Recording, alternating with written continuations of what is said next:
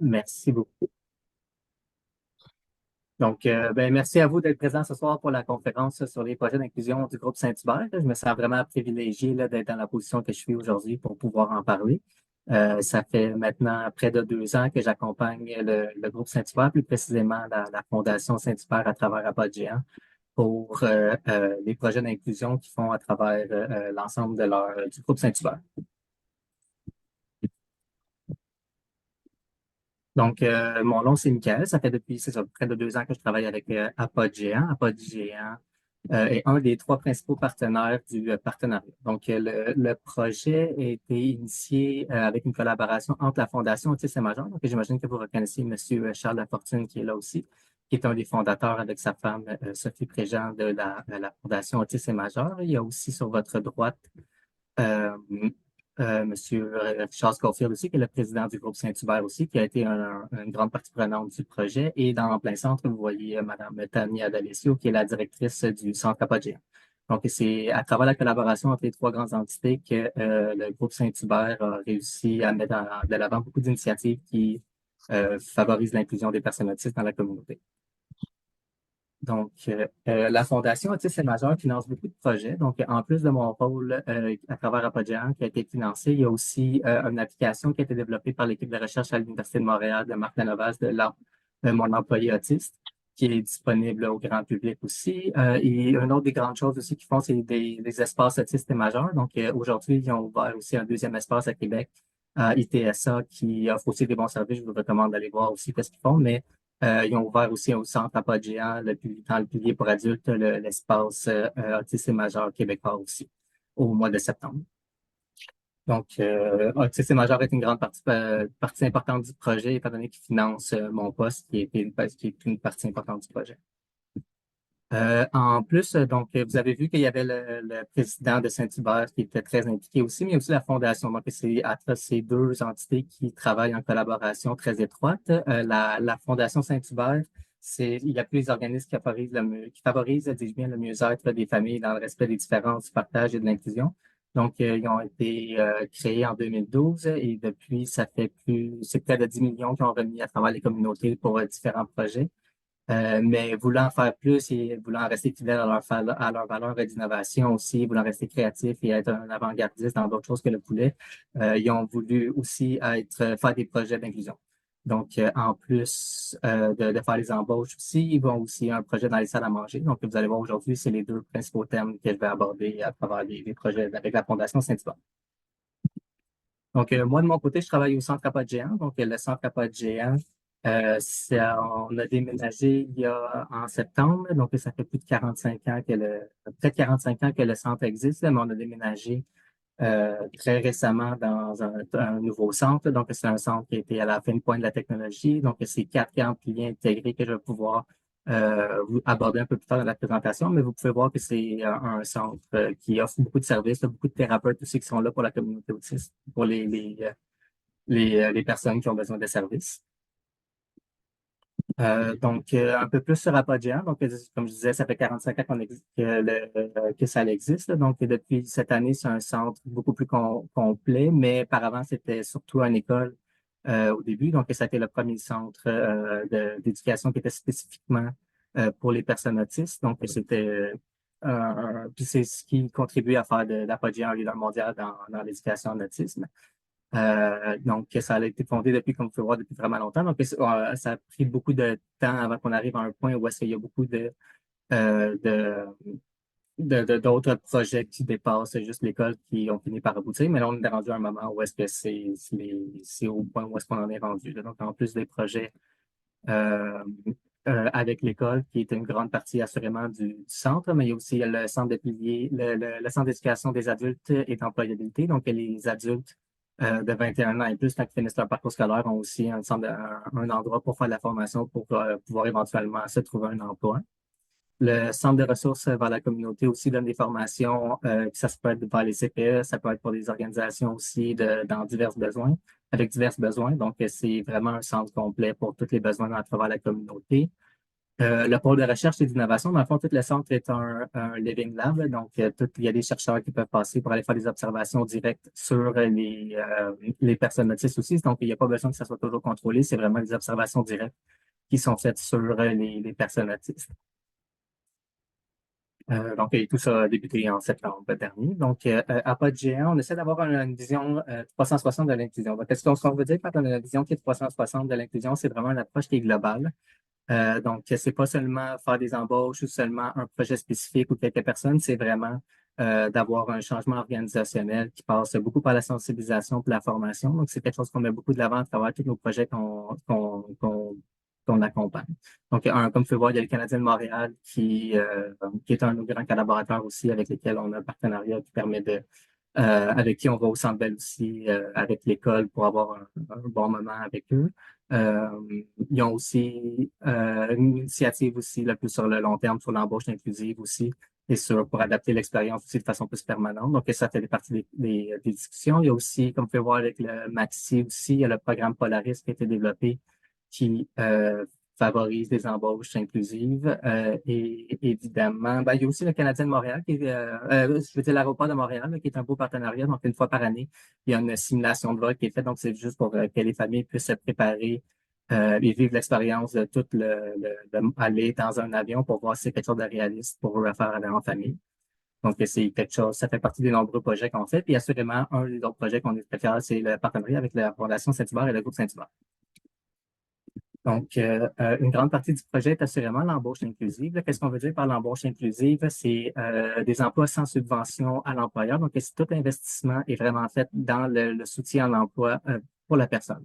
Donc, c'est vraiment à travers le financement, c'est fait vraiment à travers le job coaching et non à travers les compensations pour les limitations de la personne. Donc, c'est vraiment l'objectif est vraiment de croire dans le plein potentiel de la personne et de mettre à sa disposition ses ressources pour pouvoir qui puisse avoir une vie épanouie.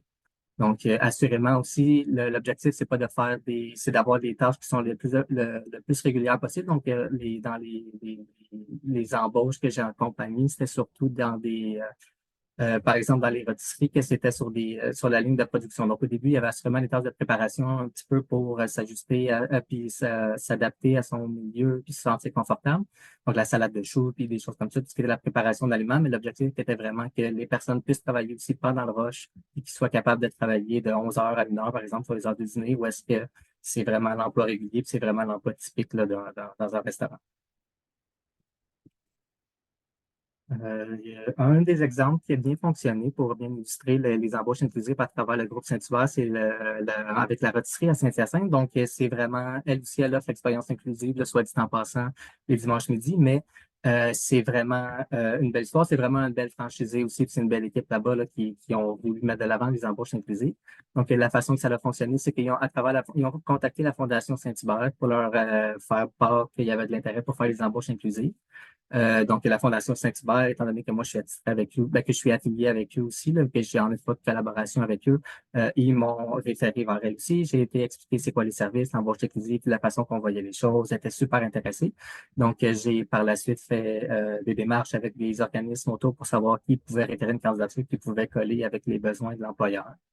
Rapidement, il y avait une école il y avait une école avec des classes spécialisées qui s'est adonné, qui était déjà en collaboration, mais une fois que moi je les ai approchés, ils m'ont parlé d'un profil d'un élève différent qui lui était un petit peu plus près du marché du travail, puis que lui, ça pouvait être un peu plus réaliste que son stage puisse se transformer en emploi, étant donné que puis c'était surtout c'est quelqu'un qui était à la recherche d'un emploi. Donc, le profil semblait fitter avec les besoins de tout le monde. Donc, rapidement, ils ont fait le stage aussi avec l'école, avec la TVA pour voir si c'était vraiment réaliste, si ça pouvait bien fonctionner. L'objectif était vraiment juste de voir si il était capable d'être à l'aise aussi, si son profil collait bien aussi, s'il pouvait bien s'intégrer dans l'équipe. Et rapidement, euh, avec le soutien de son enseignant aussi qui était là pour intermédiaire pour faciliter la communication, mais aussi étant donné que le profil était bien et que l'employeur avait tout mis à disposition pour que ça se passe bien, ils ont voulu procéder à l'embauche. Donc, même à travers le stage à la TVA, il avait exposé aux tâches régulières sur l'heure du midi. Il avait bien répondu. Donc, il y avait vraiment aucune inquiétude pour eux de leur côté par rapport à ça. Donc, par la suite, ils ont voulu faire l'embauche. Je l'ai assisté pendant ces premiers jours de travail. Puis c'est le fun de voir justement là, les jeunes qui, une fois qu'ils ont les bonnes choses, qui ont eu la bonne préparation, puis que là, c'est leur vraie chance de commencer. Puis là, on voit qu'ils sont tous contents, qu'ils veulent tout que ça se passe bien. Puis c'est surprenant de voir à quel point ils ont du potentiel quand on met les outils à leur disposition. Donc, assurément, l'emploi a bien fonctionné. Là. Assurément, il est encore en emploi, le jeune homme dans plein centre. Et là, il travaille 2, 3 jours par semaine, tout dépendant des semaines et des besoins. Il continue à aller à l'école aussi. Puis son objectif, éventuellement, c'est de pouvoir, une fois que l'école va être terminée, de pouvoir travailler à temps plein au Saint-Hubert. Un autre exemple, c'est avec le centre d'appel de Saint-Hubert, donc un peu différent des rôtisseries. Eux, c'est vraiment un bureau à Montréal, pas au centre-ville, mais à Montréal, où est-ce que c'est un étage qui leur est réservé, puis c'est beaucoup de personnes qui font des téléphones.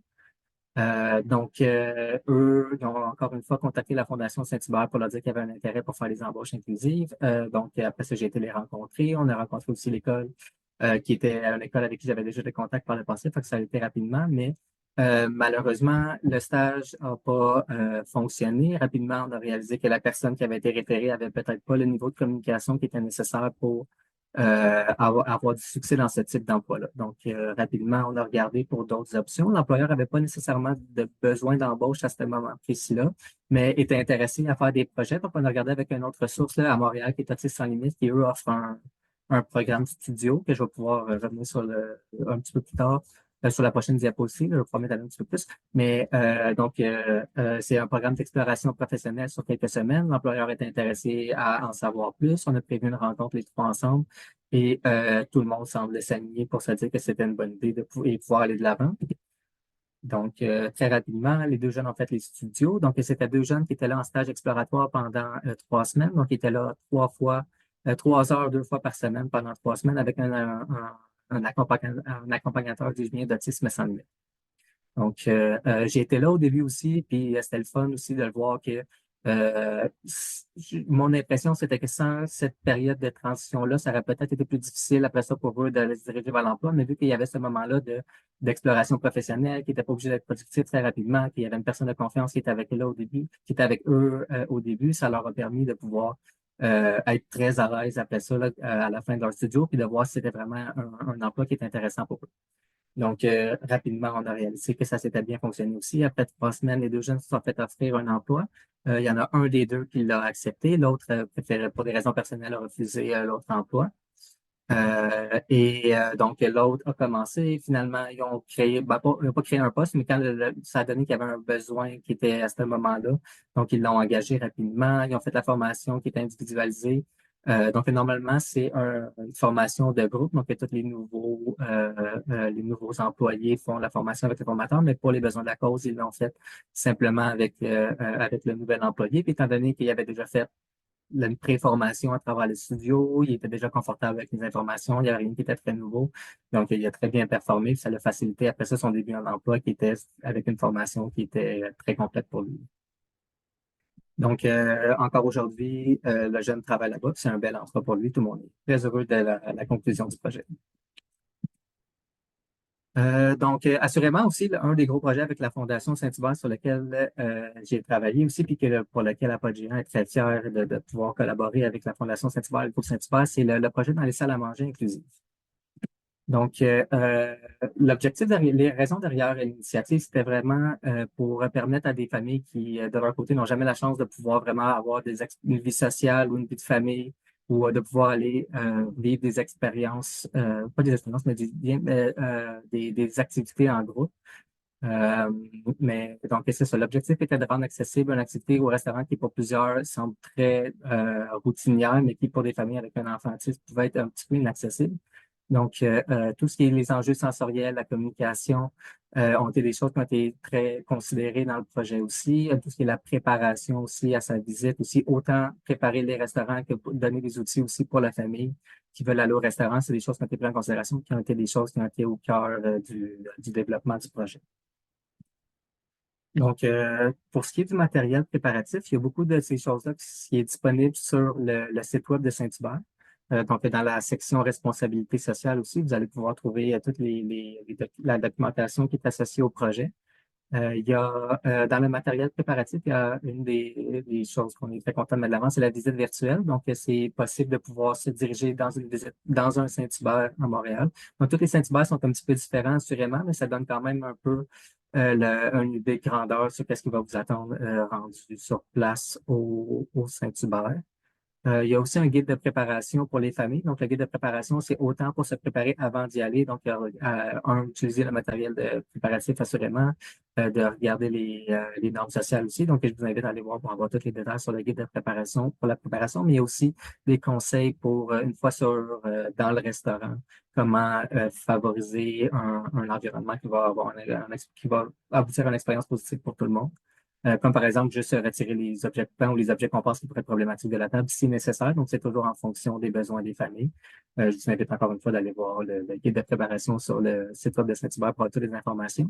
Il y a aussi une histoire sociale. Donc, c'est à travers une quinzaine d'images avec un texte associé aussi qui résume une expérience dans un Saint-Hubert. Donc, ça permet de pouvoir se préparer en famille, à pouvoir à pouvoir aller manger dans un restaurant Saint-Hubert. Il y a aussi assurément la liste des rôtisseries participantes, des informations sur la trousse sensorielle que vous allez pouvoir retrouver sur le site web. Donc, la visite virtuelle, ça a l'air de ça un peu. Donc, étant donné la présentation, je ne peux pas me déplacer, mais comme vous pouvez voir, il y a chacun des points que vous pouvez vous déplacer aussi. Il y a quelques vidéos aussi qui sont là pour accompagner, qui expliquent un peu plus sur l'initiative. Je vais vous laisser l'avatar qui vous accueille dans un sentiment dans la visite virtuelle, vous réaccueillir à sa façon. Bienvenue dans cette visite virtuelle de la Rôtisserie Saint-Hubert, la jeunesse. Rôtisserie Saint-Hubert, c'est une histoire de passion, de détermination et d'innovation. C'est aussi une histoire de famille et de communauté. En collaboration avec la Fondation Autisme Major de l'Impact Géant, la Fondation Saint-Hubert est fière de lancer un projet de afin d'offrir une expérience précise. Partageons les dispositions de Saint-Hubert.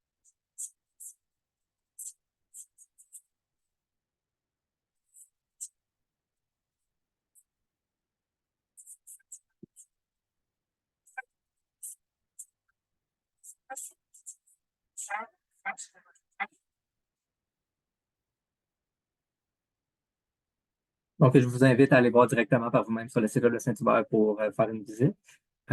Donc, c'est un des objets préparatifs. Donc, vous pouvez voir l'image sur l'image de gauche, là, de quoi ça a l'air, le site web de Saint-Hubert aussi, avec tout le matériel préparatif. Il y a un guide du projet aussi, qui est un document d'environ 7 pages là, qui résume le projet en expliquant chacune des grandes dimensions. Donc, l'objectif est de vraiment pouvoir permettre aux familles d'avoir toute l'information nécessaire avant de pouvoir aller au restaurant. Donc, pour le moment, c'est 12 rôtisseries, bientôt 13 qui offrent l'initiative, mais l'objectif, là, c'est de pouvoir augmenter le nombre de rôtisseries assez rapidement. Il y a beaucoup d'intérêt aussi. Là, c'est plus une question de temps et de pouvoir sensibiliser tout le monde en jeu parce qu'il y a vraiment un grand intérêt de pouvoir développer le projet. Là.